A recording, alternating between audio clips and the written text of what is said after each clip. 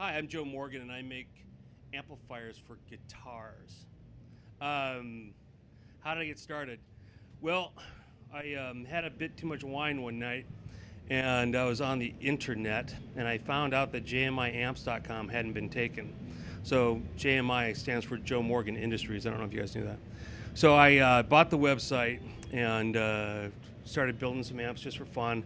For me, and predominantly just for stuff that I wanted to do, but a couple of friends would pick them up, and then things kind of got out of hand, and somebody said, well, if you're going to be an amp manufacturer, you should probably rebrand. And I said, I don't want to be an amp manufacturer, I've got a good job. So, but if I was going to be an amp manufacturer, I'd want to use another a cabinet supplier that another company was using that I just love the way their cabinet sounded. But I didn't know who that was, and it wasn't like I could call them up and say, hey, who makes your cabinets? But my daughter was selling a drum kit to pay for her first iPhone, and the guy that came to buy the drum kit saw all the parts in the garage and said, oh, you build amps? I make all the cabinets for her. And I was like, you gotta be kidding. So I kind of took that as a sign to go ahead and push forward. I had a buddy send me like 10 logos that were all different to rebrand because I had a JMI logo that was 3 slanted ovals instead of 3 slanted rectangles, if you're familiar with the old JMI. And it was kind of my nod to the old Vox from the 60s, because those are some of my favorite amps.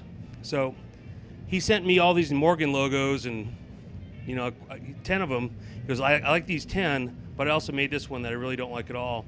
And that was the logo that we have now. The second I saw it that it would light up. I knew exactly, I saw everything in a flash.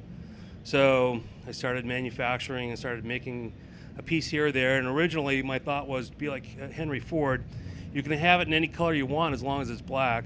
And suddenly I found myself doing more interior design work and sending swatches of colors to people so that they could pick out the color of their amplifiers than I was actually working on models.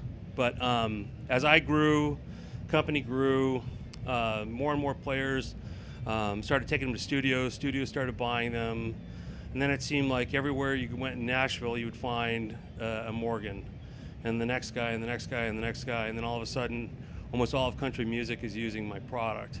And the guys that play in country music are side guys or professional musicians. They're buying products that they're going to take into sessions when they're off the road that are going to get them more session work. And that's really where I cut my teeth. Just really good quality single channel amps that aren't trying to be anything that they're not. They're just trying to give you the best tonality that I can give you with the best components that I can buy at a price that isn't astronomical. I want to show you a couple of new products that we have here at the NAMM show, and helping me out tonight is my good friend Josh Smith. Josh Smith plays a mean guitar, and he's just a phenomenal player and just really a good friend. But the amp that we're going to look at first here is the SW50R. This is a high headroom clean amplifier that is it's really based in the Fender family, but it's got a lot of twists and tweaks. It's 6 L6s, 12 AX7s, built-in reverb, and it sounds like this.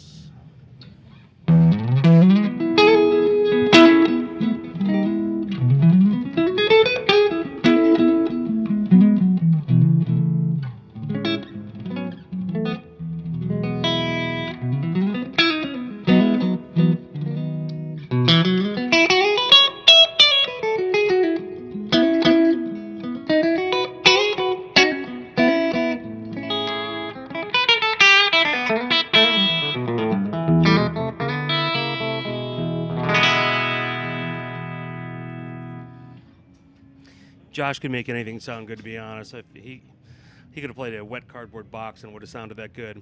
But this is a clean pedal platform. This is an amp that you'll find a lot of the top session guys in Nashville using for studio work, and with bands like Kenny Chesney and Tim McGraw.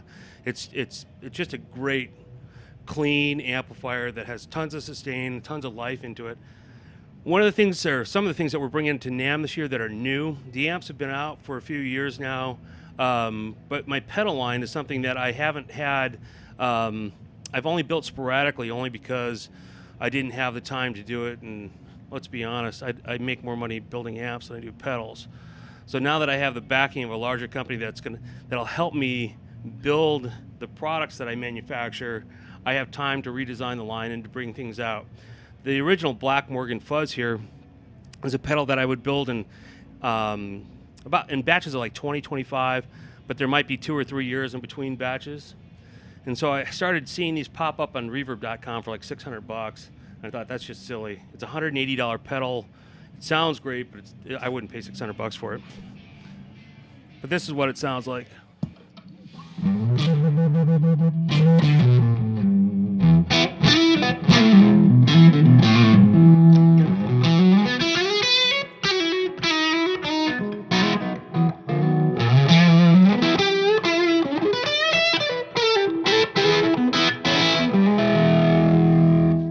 Now this pedal cleans up really well with your volume control. The pedal's still on, but Josh is playing.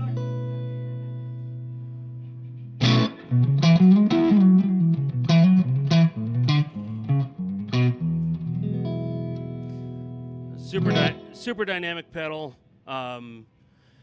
It really, I had one major producer say it's Led Zeppelin 1 in a box, and he bought 6 of them for every one of his pedal boards. This is just fun. This is a Tone Bender Mark II style. The company that's doing my manufacturing now, they've been around for about 35 years. They have a 100,000 square foot warehouse. And one day I was walking through the warehouse and I found a bin of old germanium NKT275 transistors, and I freaked out. I said, "Hey, would it be okay if can I have these? Can I make?" And they're like, "Yeah, go for it." So I'm bringing out the Mark II Tone Bender and also a fuzz face style, the NKT275 fuzz, which is not here today. But this is the Mark II Tone Bender. This is a fuzz for people who like fuzz.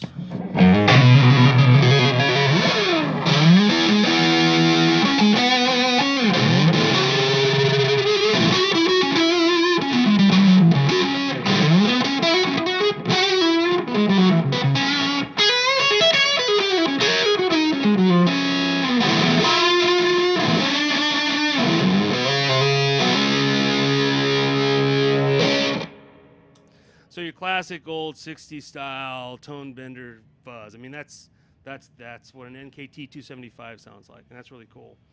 And then lastly here, I have the new Morgan OD. This is an overdrive pedal that I tease, when you hear the terms like vintage, transparent, like, unveiled, whatever you want to use. This pedal is all of those things, but it just adds more gain. It just makes the amp happier. Go ahead and play, Josh, and I'll turn it on.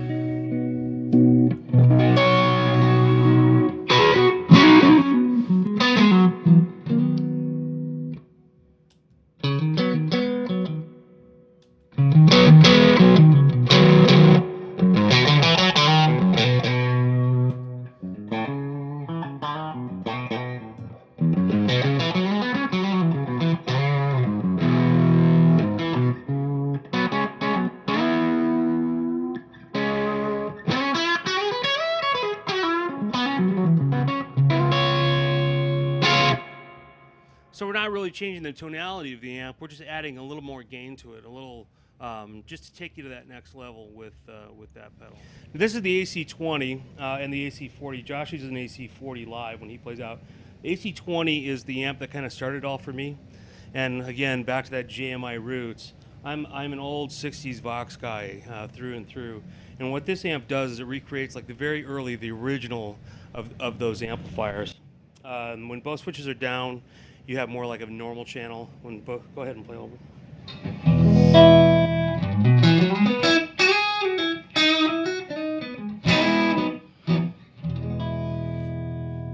So it's a little bit darker. When both switches are up,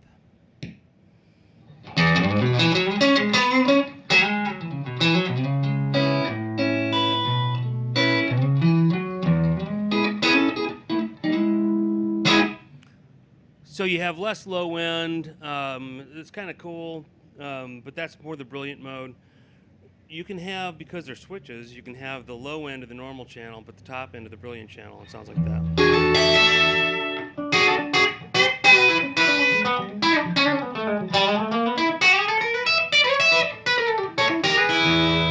And then the cut control takes high end out of the power section, so as Josh plays, I'll manipulate that.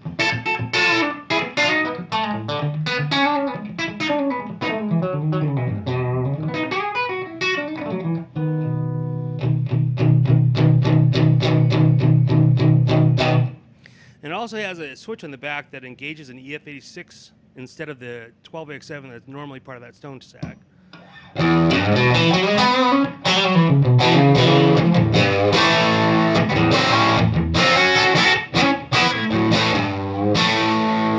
Gives you a little bit more of everything. But the problem is, even with 20 watts, I was always asked to turn down. So what I did is I've added a power level control that actually reduces the power of the amplifier all the way down to 1/4 of a watt without changing the front end. So the feel stays the same.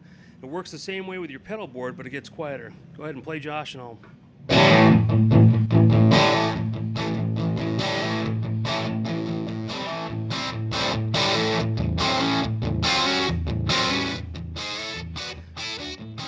Now that we're down to 1/4 of a watt, I can talk over Josh while he's playing, and keeps your wife happy, keeps the sound guy happy.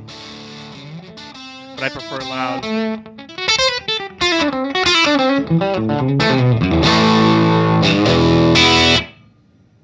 And that's the AC20.